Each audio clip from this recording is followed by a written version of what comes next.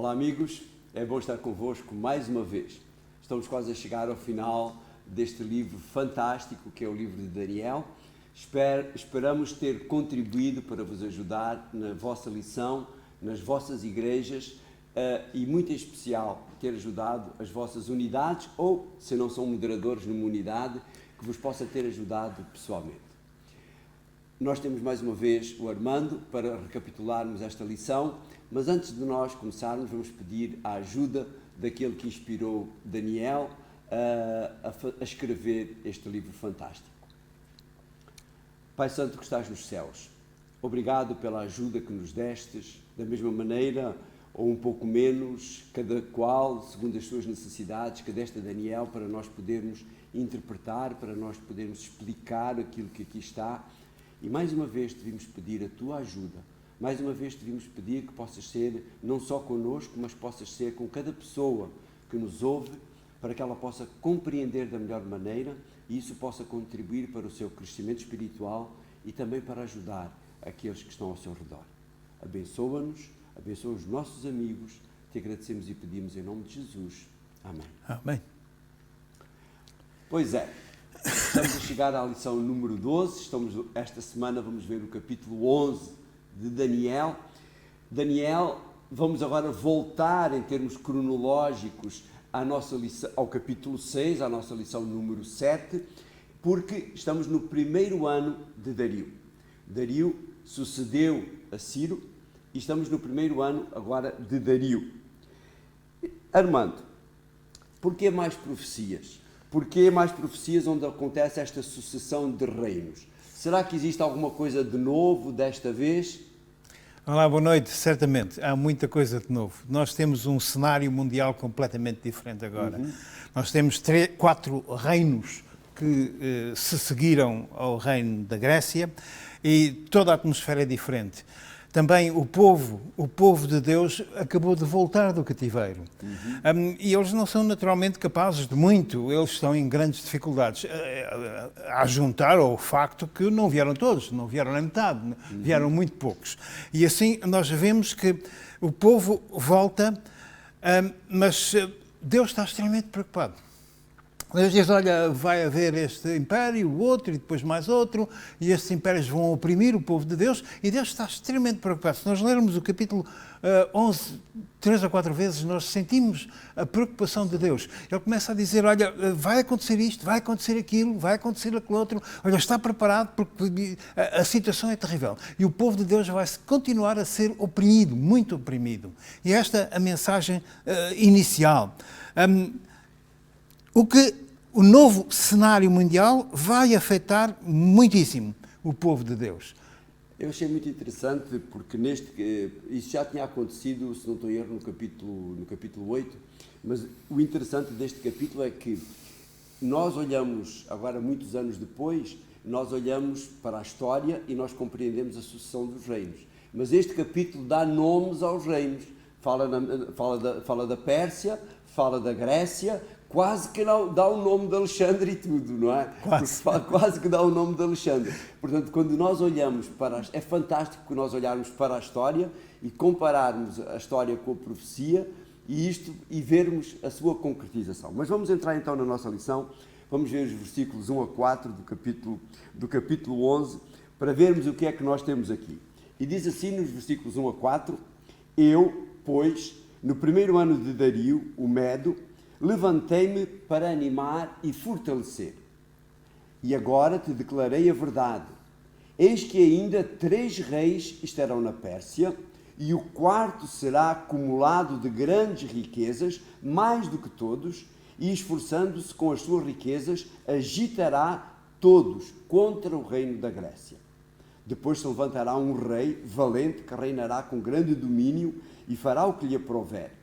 Mas estando ele em pé, o seu reino será quebrado e será partido para os 4 ventos do céu, mas não para a sua prosperidade, nem tampouco segundo o poder com que reinou, porque o seu reino será arrancado e passará ao outro. Temos aqui, o que é que temos aqui? Temos aqui uma menção do reino Medo-Persa e aquele reino que se vai seguir, que é o reino da Grécia, com o seu chefe, Alexandre, que é tal ponta muito grande no capítulo que nós temos no capítulo 7, e Alexandre conquista praticamente todo o mundo conhecido daquele tempo.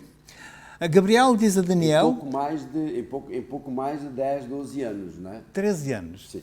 13 anos. Em 13 anos ele conquista tudo. Podemos contar os 2 primeiros anos que ele está na Macedónia e na Grécia, e depois ele sai, e nos anos 12, 11 anos que restam, ele conquista o mundo todo durante esse tempo. E ele diz a Gabriel que vai seguir o reino da Pérsia. Alexandre conquistou, portanto, o mundo todo, e ele vem também à Palestina. Sabias disso? Ele veio à Palestina, passou à Palestina. A Terra Formosa. A Terra Formosa. Mas como o capítulo vai referir. É interessante o que aconteceu, porque ele vai à Palestina e vai ver como é que era aquele povo, como é que era aquilo ali, e aparece-lhe um grupo de rabis, todos vestidos de branco, os sacerdotes e tal, e ele, não trazem armas. Vê que eles não trazem armas, o que é que eles trazem? Trazem umas caixas e uns rolos. O que é que eles trazem? O livro do profeta Daniel. E eles vão dizer a Alexandre, olha, tu estás a vir, mas está tudo perdido. Está tudo, nós sabemos disso já há muito tempo. Está tudo profetizado. Tu vais conquistar o mundo todo e tu és um grande rei. E ele ficou muito inchado, como nós podemos imaginar. E sabe o que é que ele fez? Eu quero isto tudo traduzido. Sabias disso? Não, é a primeira vez que eu estou a ouvir. Estás a ver? É fantástico. Vez que eu estou a ouvir isso. Ele diz, eu quero isso tudo traduzido. Já, Alexandria, os 70, Exato. a Septuaginta. Exato. Como é que isso apareceu? Foi ele que mandou.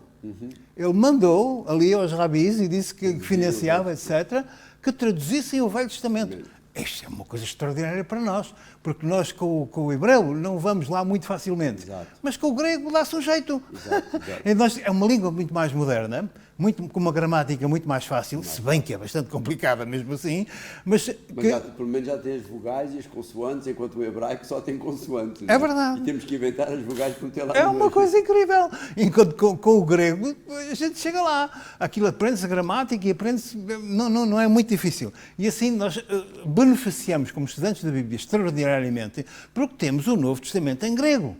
Grego é muito mais fácil e muito mais claro, e temos esta tradução que fazem os 70 anciãos, que fazem a tradução em Alexandria, é extraordinária, porque nós estamos a usar, quer dizer, nós hoje temos um tradutor ou 2 que traduzem a Bíblia. Ali tínhamos 70. Exato. 70 e muitas ideias cruzadas, e as pessoas que conseguem ler, não é, podem avaliar aquilo extraordinário e depois comparar com... Por acaso eu até uso uma tradução, normalmente utilizo uma tradução que se chama a Bíblia para Todos, que é uma tradução que foi feita a partir de manuscritos mais antigos e que foi feita por cerca de 40, mas traduzida para português. Sim. Não é? Portanto, e tem uma leitura muito mais fácil. Bem, foi extremamente interessante a relação de Israel com Alexandre. E depois nós vemos então que, pronto, temos de passar à frente. Sim, vamos agora ao versículo 5 e ao versículo 6 para continuar aqui a história, no fundo, a história da Grécia, não é? É isso mesmo. E diz, e se fortalecerá o rei do sul e um dos seus príncipes, e este se fortalecerá mais do que ele, e reinará, e domínio grande será o seu domínio. Mas ao cabo de anos, eles se aliarão, e a filha do rei do sul virá ao rei do norte para fazer um tratado, mas não conservará a força do seu braço, nem ele persistirá, nem o seu braço, porque ele será entregue, e os que a tiverem trazido, e seu pai, e o que a fortalecia naqueles tempos. Não é? Portanto, agora, quais são então estes reinos? Começámos ali no versículo 4, ele falava nesta divisão, aqui dá mais alguns detalhes. Quais são então estes quatro reinos que surgem a partir do Império de Alexandre? Portanto, Alexandre morreu sem deixar descendentes. Com 33 anos. Com 33 anos. E, portanto, os 4 generais, por assim dizer, se apoderaram do reino. Os 4, que ele chamava-se Cassandro, Lisímaco, Seleuco e Ptolomeu. Eles apoderaram-se do reino e dividiram aquilo entre eles. Dividiram aquilo, não muito igualmente, mas dividiram aquilo entre eles. Seleuco ficou com uma bela de uma fatia, não é? É verdade, mas é tudo deserto. Era tudo, mesmo já naquele tempo, era tudo deserto. Mas assim até à Índia, não é? Pois, Pois, foi até a Índia, até a Índia. Nós temos o mapa, estamos a ver o mapa, portanto, na parte oriental, nós temos Seleuco, que ficou com a parte mais importante, foi a Síria e parte da Ásia Menor. Portanto, este é chamado, na Bíblia, aqui no capítulo 11, é chamado o Reino do Norte. Portanto, quando se refere ao Reino do Norte, está a falar da Síria e está a falar de parte da Ásia Menor. E depois que ficariam a norte de Israel. Estavam ao norte de Israel. Exato. Inclui Israel. E de vez em quando eles vão lá fazer uma visita. Não gostam do templo. Acham que a força daquele povo vem do templo. E então eles vão lá e param os sacrifícios, matam o sacerdote muitas vezes, e há muitos incidentes ao longo destes 400 anos. E depois temos o Reino do Sul. O Reino do Sul era o Ptolomeu, foi o general que se chamava Ptolomeu, e, portanto, estes dois reinos... Que ficou com a zona do Egito. O Egito. Sim. O Egito bastante alargado, sem ir muito para o sul. E, portanto, estes dois reinos vão se degladiar e encontrar em batalha muito frequentemente. Nós perdemos a conta, eu não sei quantas vezes, mas foi muitas vezes. Às vezes era só parcial, outras vezes era total, era com centenas de milhares de homens que eles punham no campo para lutarem uns contra os outros. Há uma altura em que nós vemos que houve uma tentativa de unir através de um casamento, etc., mas nunca deu resultado. E a coisa importante aqui que nós vemos é que Deus está preocupado com o que acontece ao povo. E os soldados muitas vezes entravam no santuário, que era uma abominação terrível, no templo, e matavam às vezes o sacerdote em funções, mas que foram muitas vezes incomodados. Mas vamos voltar ao termensário. Mas você tinha aí uma coisa bastante importante em relação antes de terminar aqui a lição deste dia, não é? É verdade. Pois nós é-nos chamada a atenção para estas profecias, como elas se cumprem. Alguém disse que há na Bíblia aproximadamente 2.000 profecias e que 1.900 delas já estão cumpridas. Alguma vez ouviste dizer isso? Isto são números muito redondos. Sim. Muito redondos. Todos os dias estão a cumprir-se profecias. E, portanto, temos aproximadamente 100 profecias que ainda não se cumpriram, mas temos 1.900 que já se cumpriram. O facto de que as 1.900 já se cumpriram é a prova de que aquelas ainda não cumpridas se cumprirão. E depois há esta questão... Há uma autora que diz que nós só temos que nos preocupar com o futuro se não olharmos para o passado, não é? Se olharmos para o passado, nós poderemos compreender aquilo que vai acontecer no futuro, não é? Eu gostava que nós conhecêssemos todos esta passagem de Isaías, no capítulo 46, porque Deus diz, eu sou Deus e fora de mim não há outro. Mas um Deus falso podia dizer a mesma coisa. Como é que nós sabemos a diferença? Não sabemos. Não é? Vamos ler Isaías. Sabemos porque o próprio Deus diz, não é? Não é suficiente para muitos. Sim. Para nós é suficiente. Claro. Nós aceitamos pela fé. Nós não dizemos, dá cá uma prova. Mas outras pessoas lá fora, com quem nós falamos, como é que isso é? A Bíblia, isso é um livro como outro qualquer. Já me têm dito. Então, você acredita na Bíblia? A Bíblia diz isso? Mas o que é isso? Isso é um livro como outro qualquer. Ela, por ser velho, acha que sabe mais que os outros. E nós, muitas vezes, não sabemos como responder. Mas desde que eu descobri esta passagem, tenho sempre uma resposta na ponta da língua. Isaías, nós devíamos sabê-la de cor. Isaías 46, versículos 9 e 10. Lembrai-vos das coisas passadas, da antiguidade. Qualquer Deus podia dizer isto. A seguir, eu sou Deus e não há outro. Também qualquer falso Deus podia dizer isto. Eu sou Deus e não há outro semelhante a mim. Qualquer um pode qualquer dizer Deus, qualquer potente Deus podia dizer isto. E agora reparam o que diz a seguir. Eu anuncio o fim desde o princípio. Quantos deles podem dizer isso? Quantos deles conhecem o futuro? Não há nenhum Deus que conheça o futuro. Nenhum Deus, falso Deus, conhece o futuro. Só Deus conhece o futuro. Nós sabemos que Deus é Deus porque Ele conhece o futuro. Eu anuncio o fim deste princípio. Desde a antiguidade, as coisas que ainda não sucederam, eu digo, o meu propósito subsistirá e farei toda a minha vontade. A prova é que eu anuncio o futuro. Eu sou Deus porque anuncio o futuro. Não há mais Deus, não há mais ninguém que seja capaz de anunciar o futuro. Há para aí muitas histórias que nós ouvimos de pessoas que... como é que era? Já nem me lembro. Aquelas pessoas que o Nostradamus Isso, e outros esse assim, que eu queria dizer, mas não me não veio é? à mente imediatamente. Que faziam aquelas profecias mirabolantes que se podiam encaixar muitas vezes umas coisas nas outras, mas quando nós olhamos para estas profecias, não é? Que estamos a ver agora, como dizíamos há bocado, onde o próprio Deus revela a sequência dos reinos. Estávamos ainda no reino da Medo-Pérsia, ele já falava do reino da Grécia que haveria de conquistar. Ele, muitos anos, mais de 130 anos antes de Ciro vir a tomar o poder, mencionado por nome. Ele é mencionado pelo nome. Portanto, tudo isso prova este Deus que anuncia o fim desde o princípio. Portanto, tudo isto prova que Deus é Deus, efetivamente, que não há outro além dele. Não é? É que a Bíblia é o seu livro, que o testemunho que nós temos na Bíblia é infalível e nós sabemos que é de Deus porque anuncia o futuro. 2.000 profecias. Todas se cumpriram. Todas se cumpriram. E as que faltam cumprir-se. Vamos lá avançar aqui. Agora temos aqui uma série de 5 versículos que vão cobrir um pouquinho mais desta história. E diz assim no versículo 16, vamos ler o 16, o 17, o 20 e o 21, diz-nos assim: o que há, pois, de vir contra ele fará segundo a sua vontade, e ninguém poderá permanecer diante dele, e estará na terra gloriosa, e por sua mão se fará destruição.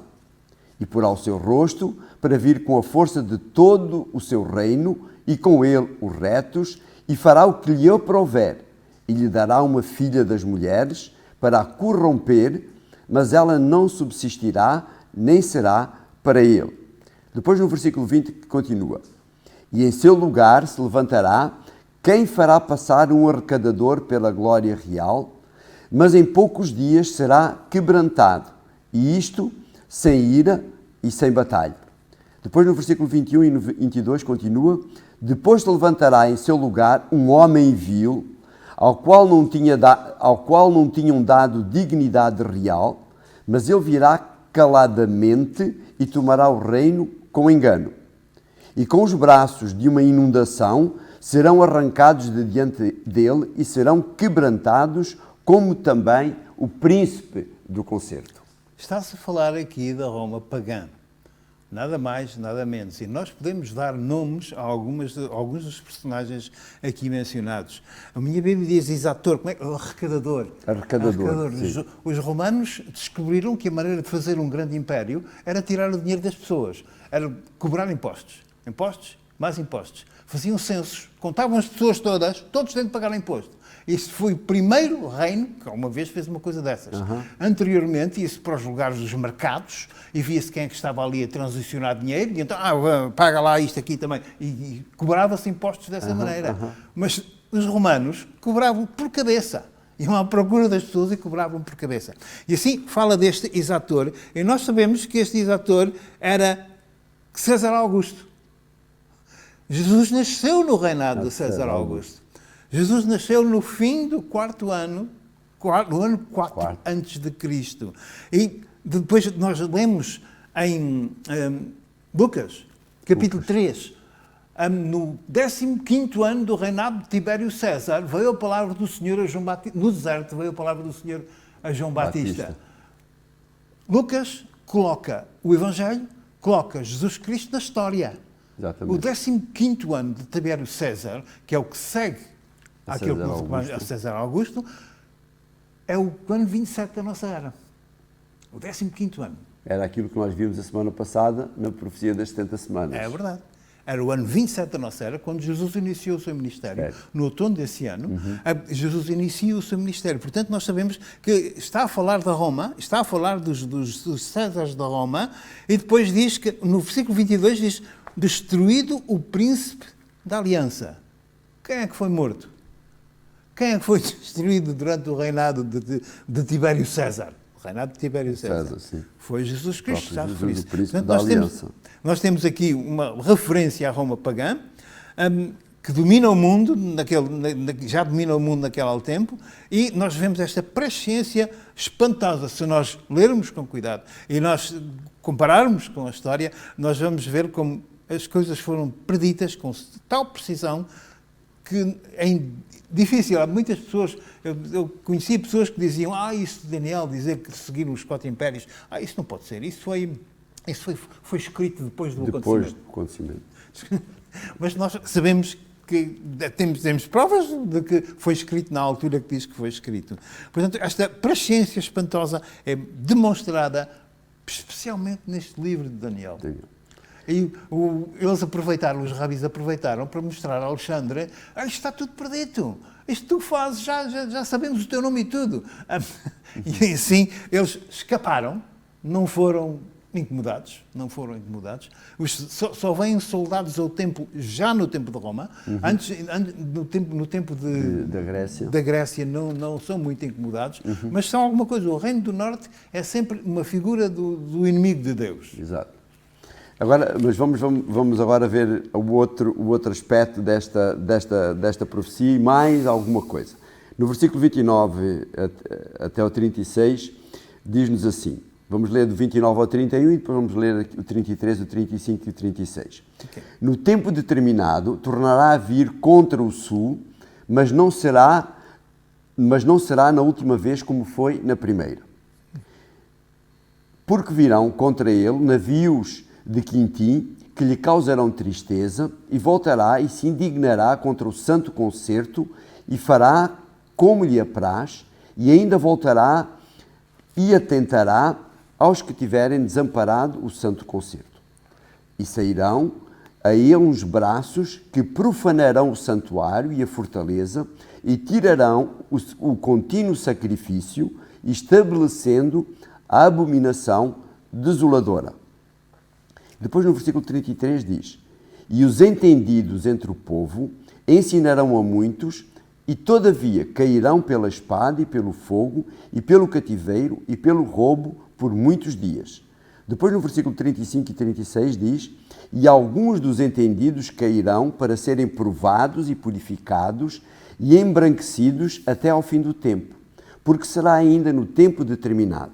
E este rei fará conforme a sua vontade e se levantará e se engrandecerá sobre todo Deus e contra Deus dos deuses, falará coisas maravilhosas e será próspero até que a ira se complete, porque aquilo que está determinado será feito. Quem é este próximo poder? Quem é este poder a seguir? Nós já conseguimos imaginar quando olhamos para as profecias anteriores, não é? Mas quem é ele? É um poder perseguidor, um poder que se incomoda com o santuário, um poder que faz cessar o contínuo sacrifício no santuário. O sacrifício do Cordeiro todos os dias simbolizava a morte de Jesus Cristo. Portanto, Jesus Cristo está presente em toda essa situação. Mandam soldados ao templo, matam o sacerdote e continuamente oprimem o povo de Deus. Temos aqui, eu vou ler o que está aqui. Mas aqui, neste caso aqui, portanto, estamos a falar ainda de Roma pagã ou estamos a falar já de um outro poder? Estamos a falar da Roma papal. A partir de 538. 538 é a data em que o Papa, os bárbaros, invadiram o Império. Exato. E ocuparam o Império Romano. Exato. Completamente. Temos caos por todo lado. A única coisa organizada que há lá é o papado. E então o Justiniano manda o seu general Belisários vir a Roma, derrotar os érulos, os vândalos e os ostrogodos e colocar 3 coroas na cabeça de Virgílios. Exato. E o Papa é feito um senhor como político. Se fosse um rei político. Um rei político. Um chefe político. E leva 3 coroas na cabeça. 3 coroas. E a partir deste momento é um rei político todo poderoso que persegue e mata todos aqueles que não concordam com ele. Eles chamam isso a Inquisição. A Inquisição é o que fizeram em Portugal. A Inquisição graçou. Nós temos ainda hoje, na Torre do Tombo, 40.000 processos da Inquisição contra cidadãos portugueses. Isto cobriu toda a Europa, este poder cobriu toda a Europa. A Bíblia diz que duraria 1260 anos. Começou em 538, junto a 1260. 1798. 1798. O que foi que aconteceu em 1798? A Revolução Francesa, e foi... Não.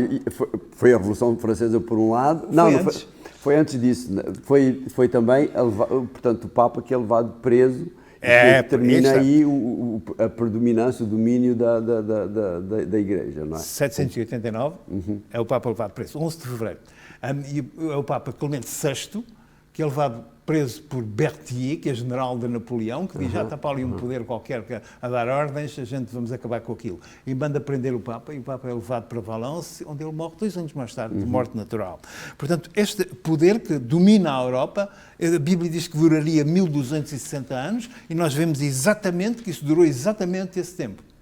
Os processos em Portugal pararam em fevereiro de 1798, exatamente a data em que o Papa foi levado de Roma. E também vemos aqui, especialmente neste versículo 30 e no versículo 36, não é?